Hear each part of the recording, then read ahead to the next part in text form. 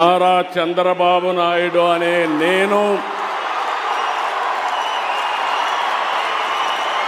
శాసనం ద్వారా నిర్మితమైన భారత రాజ్యాంగం పట్ల నిజమైన విశ్వాసం, విధేయత చూపుతానని, భారతదేశ సార్వభౌమాధికారాన్ని, సమగ్రతను కాపాడుతానని ఆంధ్రప్రదేశ్ రాష్ట్ర ముఖ్యమంత్రిగా నా కర్తవ్యాలను శ్రద్ధతో, అంతఃకరణ శుద్ధితో నిర్వహిస్తానని, భయం కానీ, పక్షపాతం కానీ, రాగద్వేషాలు కానీ లేకుండా రాజ్యాంగాన్ని, శాసనాలను అనుసరించి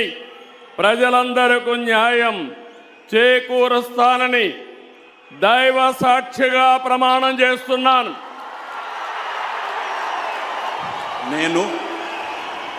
నారా చంద్రబాబు నాయుడు అనే నేను ఆంధ్రప్రదేశ్ రాష్ట్ర ముఖ్యమంత్రిగా నా పరిశీలనకు వచ్చిన లేదా నాకు తెలియవచ్చిన నేను కొణిదెల పవన్ కళ్యాణ్ అనే నేను శాసనం ద్వారా నిర్మితమైన భారత రాజ్యాంగం పట్ల నిజమైన విశ్వాసం, విధేయత చూపుతానని, భారతదేశ సార్వభౌమాధికారాన్ని, సమగ్రతని